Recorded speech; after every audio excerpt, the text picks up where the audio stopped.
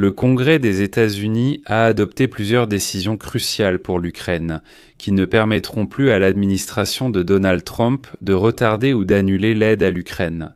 La Chambre des représentants du Congrès américain a adopté un projet de loi sur la politique de défense d'un montant total de 892,5 milliards de dollars.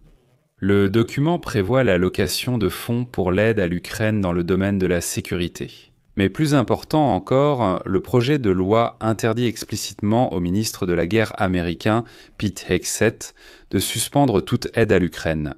Après l'attaque russe contre la Pologne, un projet de loi a été présenté au Congrès américain pour interdire le commerce avec la Russie et la désigner comme sponsor du terrorisme.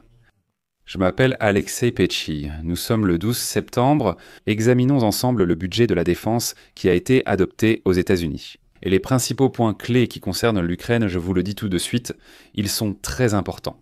Mais avant de commencer, je tiens à rappeler que sur cette chaîne YouTube, plusieurs reportages d'actualité et d'analyse sur les événements dans le monde entier sont publiés chaque jour. Pour que vous soyez au courant de toutes les actualités, je vous recommande donc de vous abonner à cette chaîne YouTube. Ainsi, la veille, un événement très important s'est produit au Congrès américain. Il est passé presque inaperçu, mais il est très important pour l'Ukraine.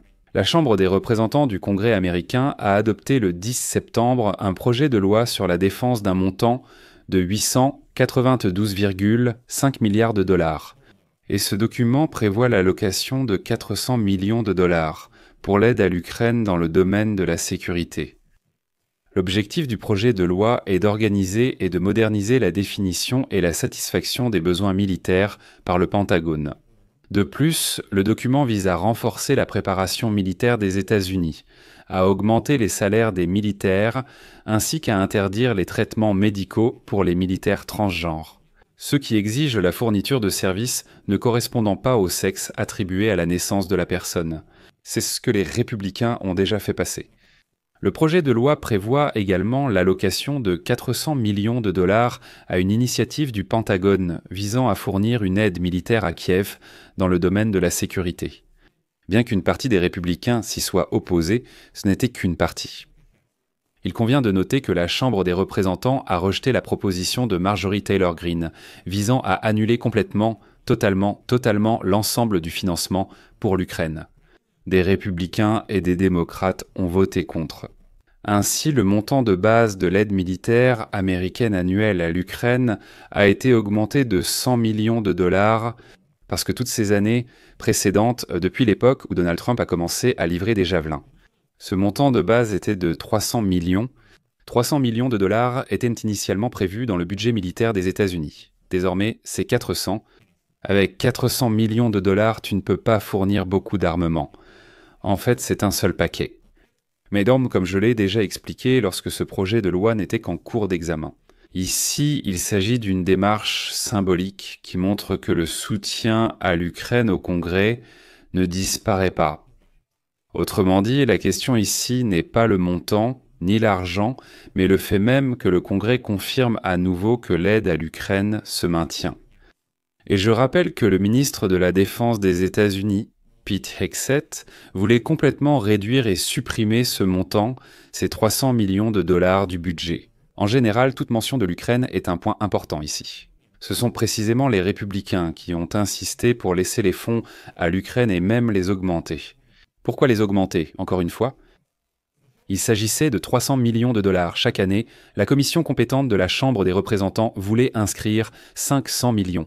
Mais ils se sont finalement mis d'accord sur 400 millions de dollars. Mais comme je l'ai déjà dit, la question n'est pas dans le montant. Pour la première fois, la loi budgétaire contient un amendement qui oblige le Pentagone à prévenir le Congrès à l'avance si l'administration Trump décide soudainement d'arrêter ou de rediriger une aide militaire à l'Ukraine précédemment approuvée par le Congrès. Et c'est ensuite au Congrès de décider s'il faut arrêter ou suspendre une telle aide à l'Ukraine.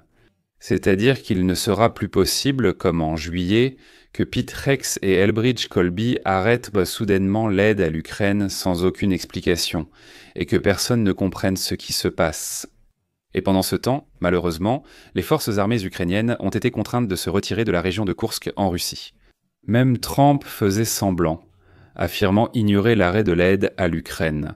Tout cela, c'est Rex, de la désobéissance. Aujourd'hui, ce serait impossible. Et encore un point important, une fois de plus, l'amendement grandiose de Marjorie Taylor Greene qui proposait d'interdire toute aide militaire à l'Ukraine a été rejeté. Cette fois-ci d'ailleurs, le score était de 60 voix contre 372.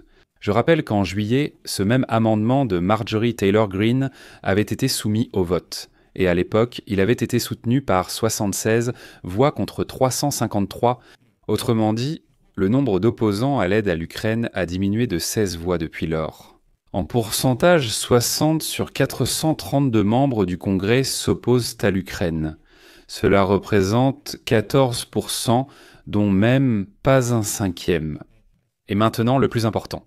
La raison pour laquelle les États-Unis n'accordent pas d'aide militaire directe à l'Ukraine n'est pas le manque de soutien à l'Ukraine au Congrès ou dans la société, ni le manque d'argent, etc. Mais à cause d'une seule personne en particulier, d'un seul président en particulier, Donald Trump, et d'une seule administration présidentielle, pour qui l'Ukraine semble gêner l'amitié avec le dictateur sanguinaire Poutine. Mais je rappelle aussi que le Sénat a commencé à examiner sa propre version du projet de loi sur la politique du Pentagone, qui n'inclut pas encore les amendements conservateurs ajoutés au projet de loi de la Chambre des représentants la semaine dernière.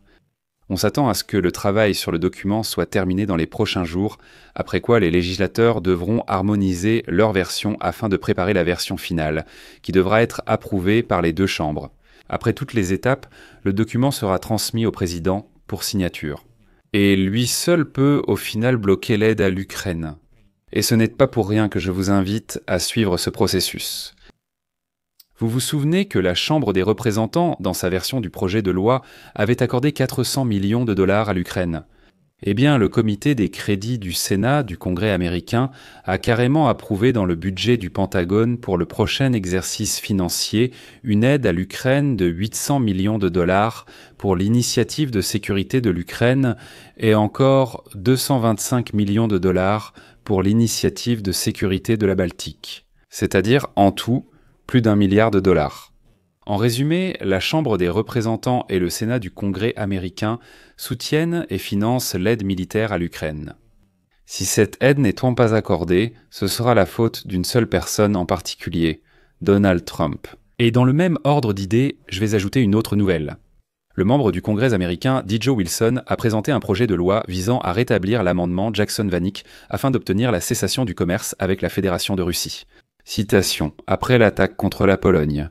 Je suis reconnaissant d'avoir l'opportunité de présenter ce projet de loi qui prévoit le rétablissement de l'amendement Jackson-Vanik à l'égard de la Russie, ce qui implique la cessation de tout commerce avec cette dictature terroriste. Et selon le député, l'ancien président Barack Obama et le secrétaire d'État américain John Kerry ont par erreur abrogé cette loi lors d'une politique irréfléchie, à savoir la relance des relations avec la Russie en 2009, ce qui a encouragé le criminel de guerre Poutine à occuper la Crimée.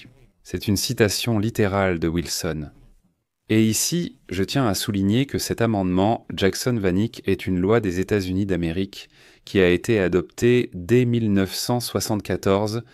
Il est bien connu qu'il interdisait tout commerce normal avec les pays qui avaient ce qu'on appelait une mauvaise économie, dans le cas où ces États n'autorisaient pas leurs citoyens à voyager à l'étranger. Eh bien, par exemple, les Juifs de l'Union soviétique. Après l'effondrement de l'Union soviétique, la loi est restée en vigueur pour la Russie. Cependant, les présidents américains la gelaient chaque année afin de commercer avec ce quasi-pays. Et en même temps, en 2012, la loi a été abrogée et remplacée par la loi Magnitsky. Il s'agit de sanctions visant certains fonctionnaires de la Fédération de Russie. Maintenant, au Congrès, ils exigent de rétablir ce projet de loi afin qu'il soit effectivement appliqué. Je vais mettre des points de suspension. Si vous avez encore des questions concernant le budget militaire des États-Unis, écrivez-les sur ma chaîne Telegram Pechi News. Le lien se trouve dans la description de cette vidéo. Et quant à votre avis, vos conclusions, écrivez-les dans les commentaires sous cette vidéo.